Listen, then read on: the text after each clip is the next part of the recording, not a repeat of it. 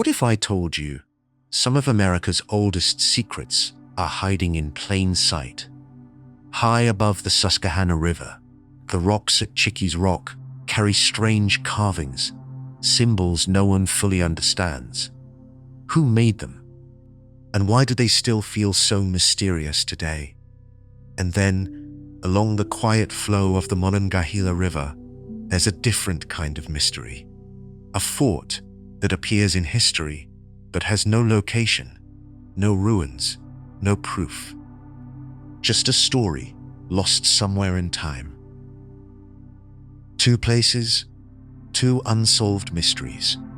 One carved in stone, the other erased completely. In this video, we explore secrets hidden by nature, time, and human history itself.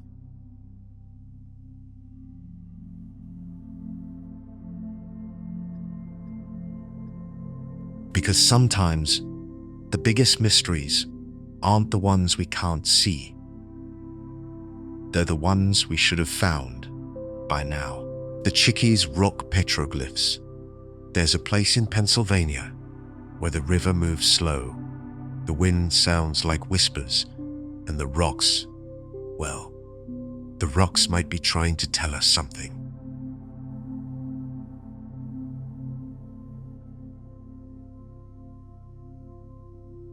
If you walk along the cliffs of Chickies Rock, you'll see a wide view of the Susquehanna River stretching out like a silver ribbon.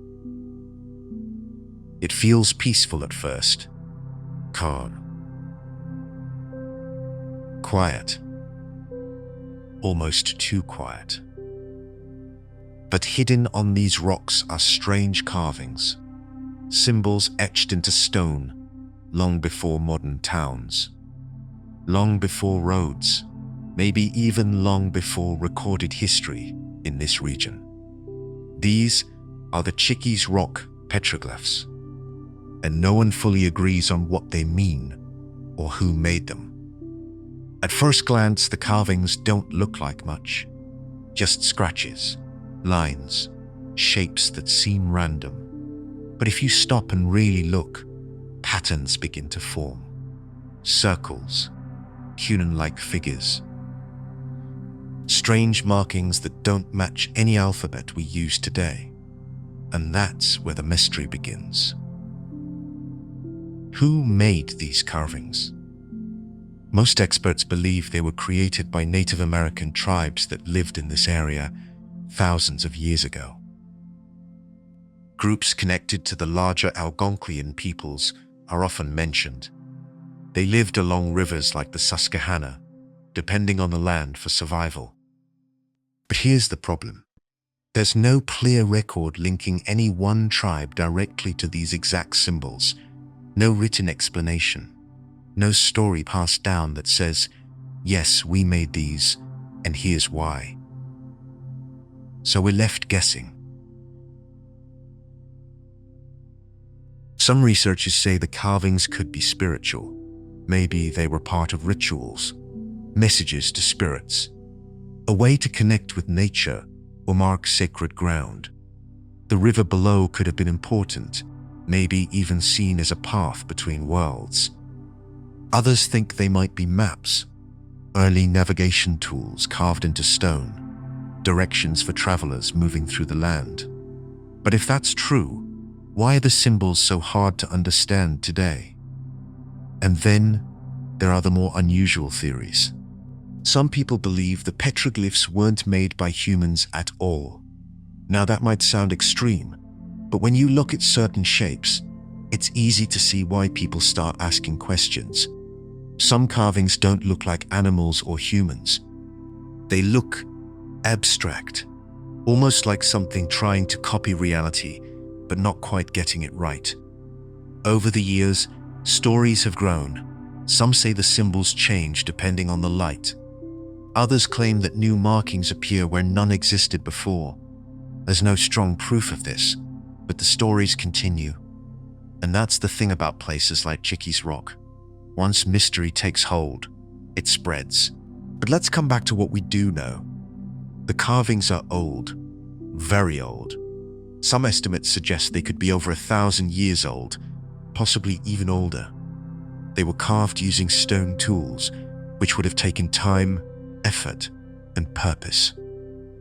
No one carves into solid rock without a reason. So what was that reason? If we think about the people who lived here, life was not easy.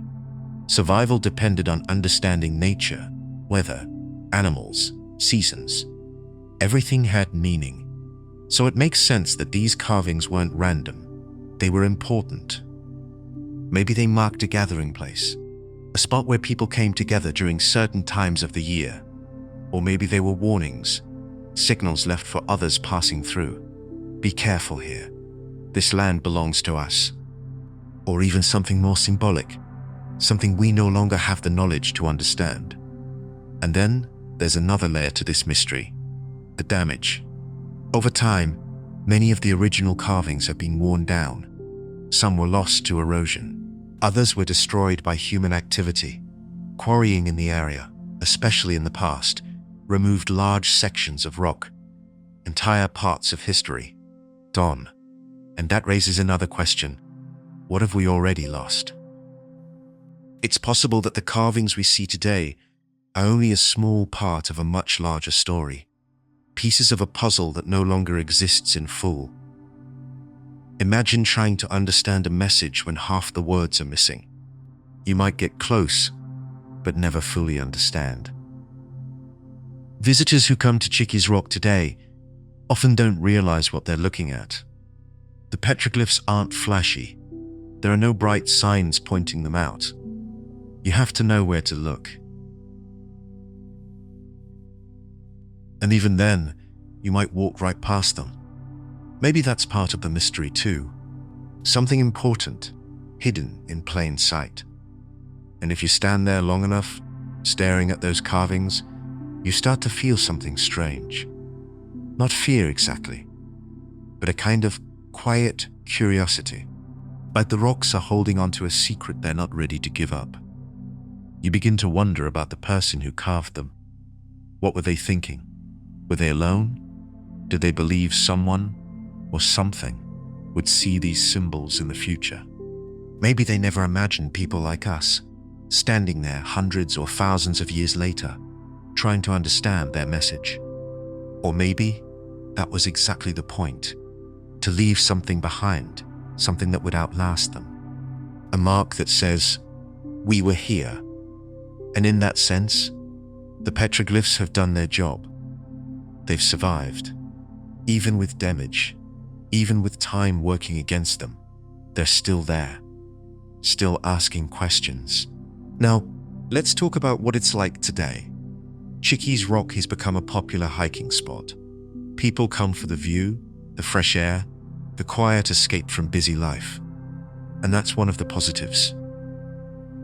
The area is protected, maintained, and appreciated. Nature is still strong here. The river still flows. The cliffs still stand. But there's a downside too. Not everyone respects the history. Some visitors have added their own markings, modern graffiti carved over ancient symbols. Others walk over the petroglyphs without even realizing it, slowly wearing them down. Time is already a powerful force. When humans add to that damage, the risk grows. There's also the issue of awareness. Many people simply don't know these carvings exist. Without knowledge, there's no protection. And without protection, history fades. So today, Chickies Rock stands in a strange place. It's both preserved and at risk. Beautiful, yet fragile. A place where nature and mystery meet, but where the past depends on the present for survival. In my opinion, the real mystery isn't just who made the petroglyphs or what they mean. It's whether we'll protect them long enough to ever find out. Because once they're gone, the patriarchs of the city are protected by the gates of the background. And maybe that's the most haunting part of all. Right now, Chickies Rock is still open to visitors. The trails are active, the views are stunning, and the petroglyphs, what's left of them, are still there if you know where to look. But their future depends on what we do next. Will they survive another 100 years? Or will they slowly fade into silence, becoming just another forgotten mystery carved into stone? That part of the story hasn't been written yet. The lost fort of the Monongahela. There's a story buried somewhere along the banks of a quiet river. A story of a fort that should exist, but doesn't. No ruins, no rules, no clear location, just clues scattered across time. This is the mystery of the lost fort of the Monongahela River, a place that historians have searched for, argued about, and still haven't found. And the strangest part, we have records that say it was there, somewhere in the mid-17th century, during a time when land meant power and rivers meant control. Forts were everything. They were protection, strategy, and survival all in one. If you controlled a river, you controlled movement, trade, war, and the Monongahela River was one of the most important routes in early America. It connected deep wilderness to growing settlements. It carried people, supplies, and sometimes danger. So building a fort along this river made perfect sense. In fact, historical writings mention exactly that. A fort built near the Monongahela, used during a time of rising tension between European forces and Native American tribes. Some believe it was connected to the larger conflict known as the French and Indian War, a war that shaped the future of North America. During this time, both the British and the French were fighting for control, but they weren't alone.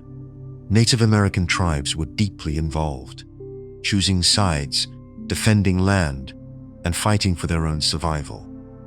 It was a chaotic time, and in chaos, things get lost. The fort, this mysterious fort, appears in a few scattered documents. Mentions of soldiers, supplies, a defensive position near the river. Some even suggest it was used briefly, maybe abandoned quickly due to danger or changing plans. But here's where things get strange. No one knows exactly where it was built. Over the years, historians have tried to piece together its location using maps, letters, and journals. Some point to areas near present-day Pittsburgh, where rivers meet and early settlements grew. Others suggest more remote locations along the river, far from modern cities. But every theory runs into the same problem. There's no physical evidence. No remains of walls, no foundation, no artifacts clearly tied to this specific fort. It's like it vanished. And that raises a question that keeps this mystery alive. Was it ever really there? Now, before we go too far, let's be clear.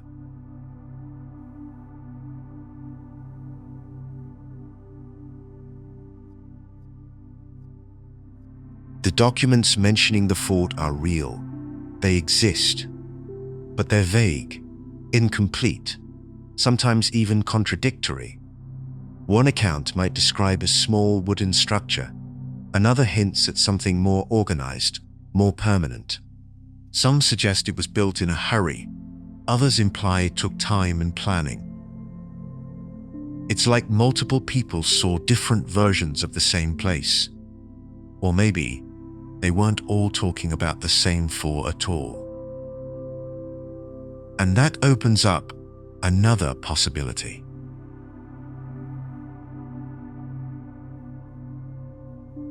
What if there wasn't just one fort?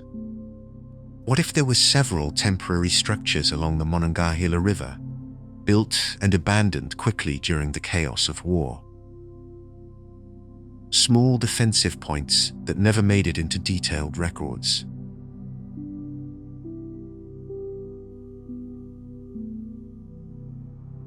If that's true, then the lost fort might not be one single place, but a mix of many forgotten locations, blended together over time into one mystery.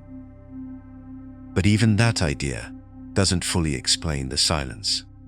Because usually, something is left behind. Even the simplest forts, made of wood and earth, leave traces. Soil changes, metal fragments, signs that people once lived and worked there. But here, nothing clear enough to say, this is it.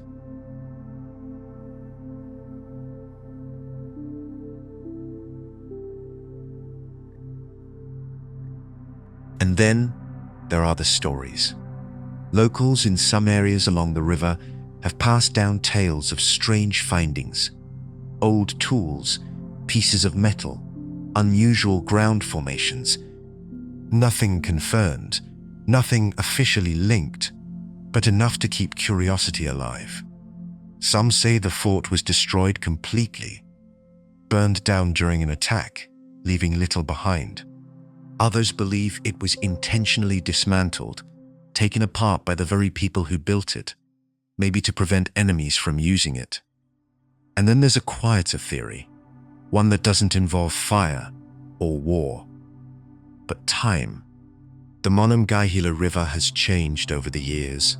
Its path has shifted, land has eroded, floods have reshaped the banks again and again. So what if the fort isn't missing?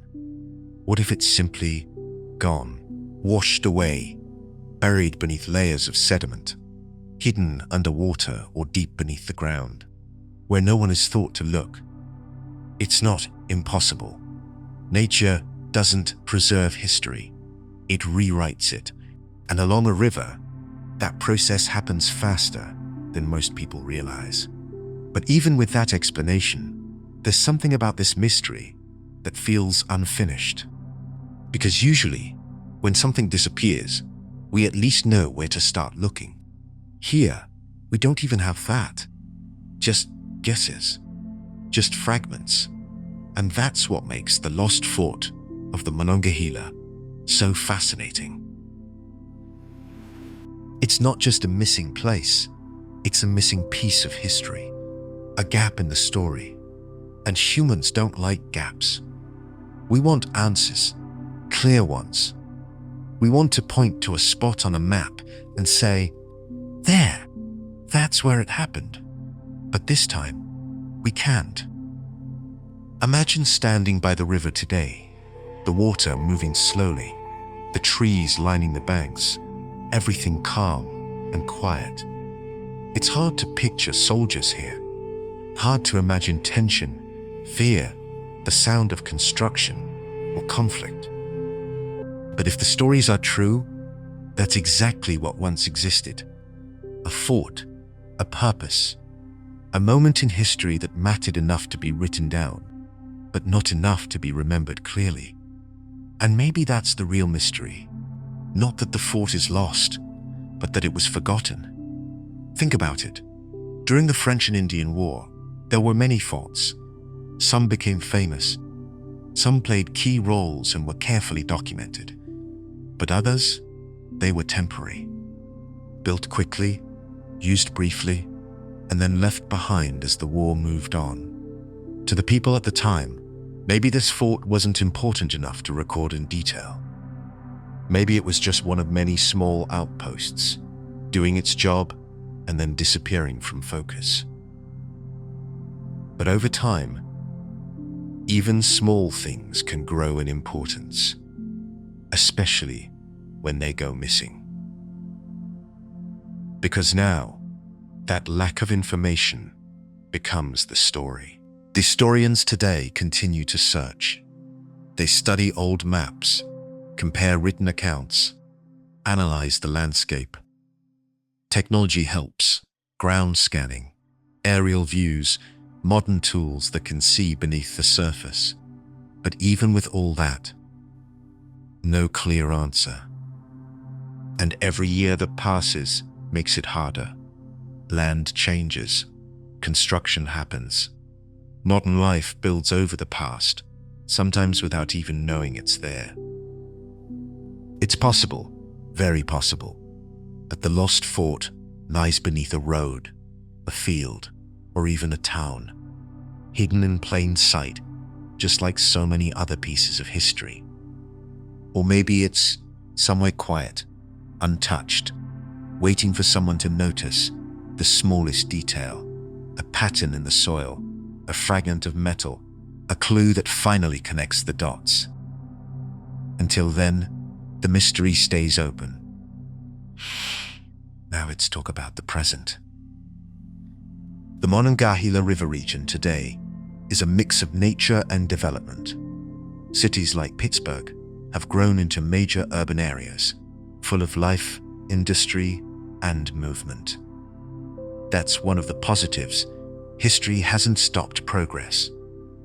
There are parks, walking trails, and protected areas where people can connect with the landscape. The river is still important, still used, still part of daily life. But there are negatives too. Urban development has covered large areas that might have once held historical clues. Construction can destroy evidence without anyone realizing it. And once something is built over, searching becomes almost impossible. There's also the issue of fading interest. Not every mystery gets attention. Without strong evidence, some stories slowly disappear from public awareness, and that's a risk here. Because if people stop looking, the lost fort of the Monongahela may remain lost forever, not just physically, but in memory too. In my opinion, this mystery is less about finding a structure and more about understanding a moment in time. Even if the fort is never discovered, the search itself tells us something important about how history works, how easily things can vanish, and how much we still don't know. Sometimes, the past doesn't leave clear answers. Sometimes, it leaves questions. And maybe that's what keeps us looking. Right now, the Monongahela River flows as it always has. Calm in some places, powerful in others. Life continues along its banks, just like it did centuries ago. But somewhere, beneath the surface, beneath the noise of modern life, there could still be a trace of that lost fort, waiting, silent, unseen. And until it's found, or proven gone, the mystery remains. That is the present situation. A story with evidence, but no location. A fort with history, but no home.